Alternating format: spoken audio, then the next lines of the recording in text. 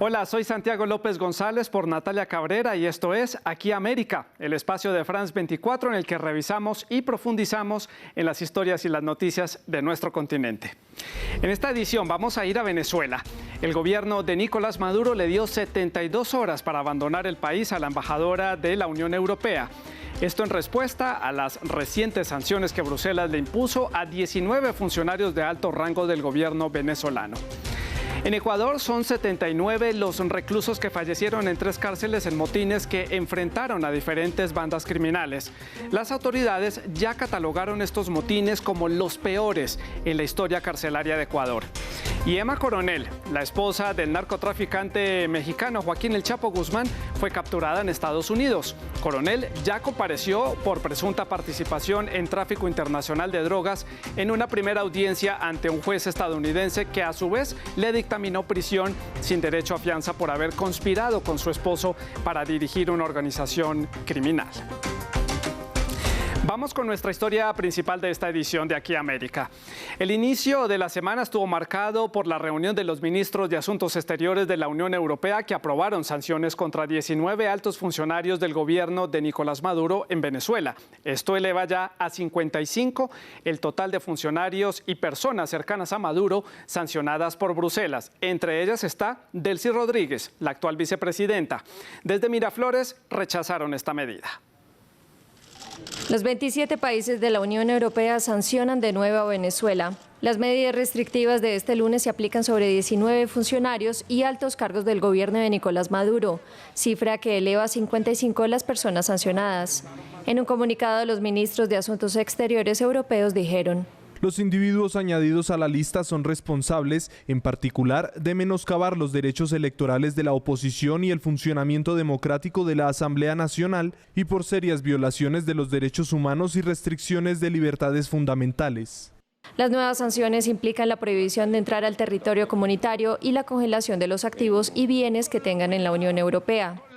En una intervención virtual durante la inauguración de las sesiones del Consejo de Derechos Humanos de la ONU, el mandatario venezolano respondió: así como también ratifico que no aceptaremos la injerencia o intervención de ningún mecanismo inquisidor contra nuestra patria Venezuela, que pretenda usar la justa causa de los derechos humanos como herramienta política para un cambio de gobierno, un cambio de régimen por la fuerza en nuestro país.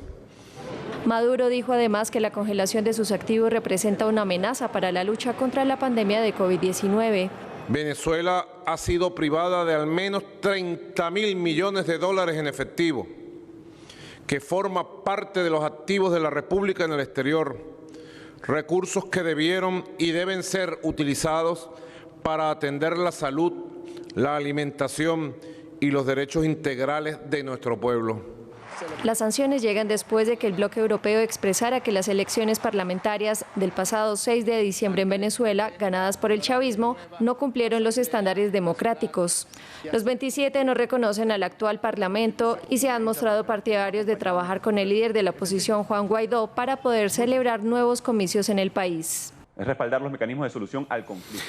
Y la respuesta desde Caracas a estas sanciones no se hizo esperar y el gobierno de Nicolás Maduro le dio 72 horas para abandonar el país a Isabel Brillante, la embajadora del bloque comunitario en ese país suramericano. También la declaró persona no grata. Bruselas lamentó esta decisión y pidió revertirla.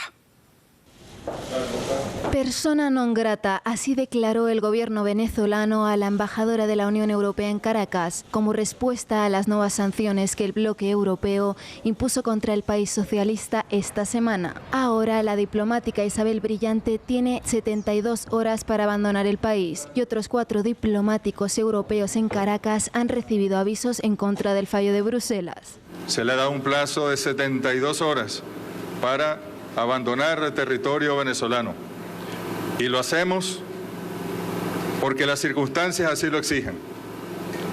Lo hacemos porque van ya 55 decisiones, eso que llaman en la Unión Europea o en el sistema estadounidense sanciones, como si tuviesen ellos alguna autoridad moral, que no la tienen ni tampoco legal para imponer castigo alguno a ciudadanos de cualquier otro país que no sean del propio territorio de la Unión Europea.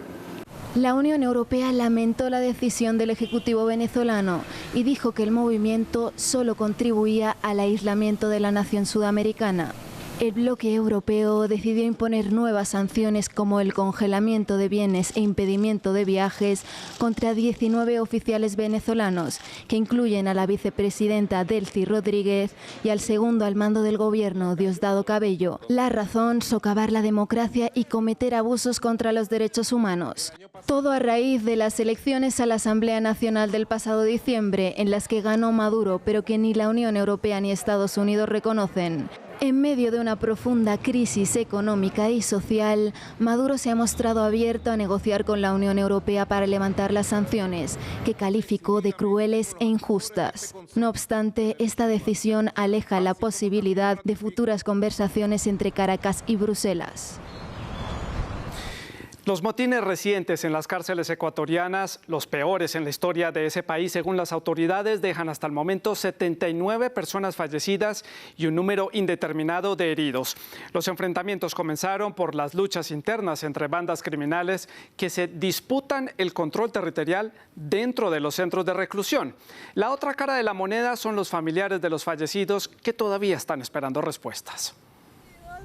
Dolor e incertidumbre fuera de este penal de Guayaquil. Los familiares esperan a las puertas del centro penitenciario respuestas sobre la situación de los internos, después de una violenta jornada de disturbios dentro de 3 cárceles en Ecuador, que deja más de 70 muertos. Nada, no nos dicen nada, solo dicen que ya está tranquilo, pero adentro dicen que nuevo está el problema y no nos dan ninguna respuesta. No nos dan ninguna respuesta para nosotros estar un poco más tranquilos, ¿me entiendes? Ellos tienen videos, no sé cómo le han llegado videos de personas en el piso, muertas, tantas cosas que se ven. Y créanme lo que yo estoy con el corazón en la mano porque no sé de mí. Las cárceles de Ecuador se encontraban en una situación crítica, pero en los últimos años la violencia interna se ha convertido en una constante, hasta que el martes la lucha entre 2 bandas criminales por mantener el liderazgo se salió de control, desatando motines simultáneos en 3 penales del país, que aglutinan al 70% de la población carcelaria de Ecuador. Según las autoridades, la situación está ahora bajo control, luego de que el ejército fuera desplegado para sofocar la revuelta. Hemos tenido hoy el apoyo frontal de Policía Nacional, alrededor de 800 servidores policiales, entre oficiales, clases y policías, han apoyado para poder controlar y poner nuevamente el orden dentro de los centros de privación de la libertad. Los grupos de derechos humanos achacan la escalada de violencia a las deficiencias en el sistema penitenciario ecuatoriano. Con capacidad para albergar a 29.000 reclusos, el panorama real es una población interna de 38.000 personas y 1.500 guardias para supervisarlos. Emma Coronel, la esposa del narcotraficante mexicano Joaquín El Chapo Guzmán, fue detenida en un aeropuerto en Estados Unidos. La mujer era buscada por presunta participación en tráfico internacional de drogas. Coronel ya compareció en una primera audiencia ante un tribunal del Distrito de Columbia que le dictaminó prisión sin derecho a fianza por haber conspirado con su esposo para dirigir una organización criminal. La esposa del jefe del mayor cártel de la droga en México fue detenida. Emma Coronel Laispuro fue arrestada en un aeropuerto cerca a Washington. Coronel Laispuro enfrenta un cargo criminal por conspiración para distribuir 1 kilogramo o más de heroína, 5 kilogramos o más de cocaína, 1.000 kilogramos o más de marihuana y 500 gramos o más de metanfetaminas para su importación ilegal a Estados Unidos. La joven de 31 años también es acusada de haber ayudado a su esposo a escapar de una prisión mexicana de máxima seguridad en 2015. Joaquín El Chapo Guzmán salió por un túnel de 1,5 kilómetros cavado desde la ducha de su celda. Tras ser detenido nuevamente, Coronel habría colaborado en un nuevo escape para su marido. Conocido por su sed de sangre y tácticas violentas que incluían golpear y disparar contra sus rivales, Guzmán es considerado el narcotraficante más poderoso desde Pablo Escobar. En 2017, tras su tercer arresto, fue extraditado a Estados Unidos. 2 años después, fue condenado a cadena perpetua en un juicio en Nueva York. Durante el proceso, Coronel se convirtió en el centro de interés de los medios de comunicación con sus trajes de diseñador y la lealtad que le mostró a su esposo.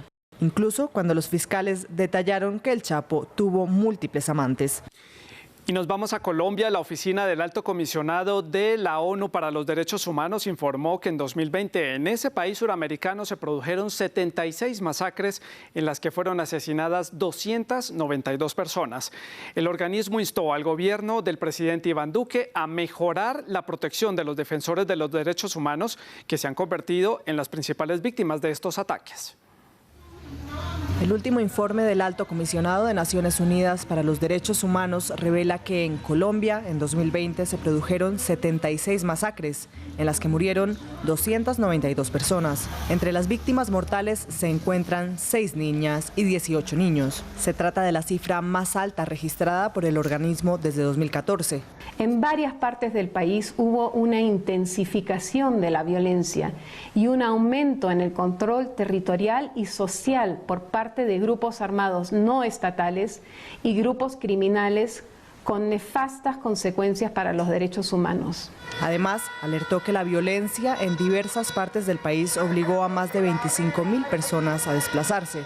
La situación es además especialmente crítica para los defensores de los derechos humanos. En el pasado año se registraron 133 asesinatos de activistas, 25 más que en el año anterior.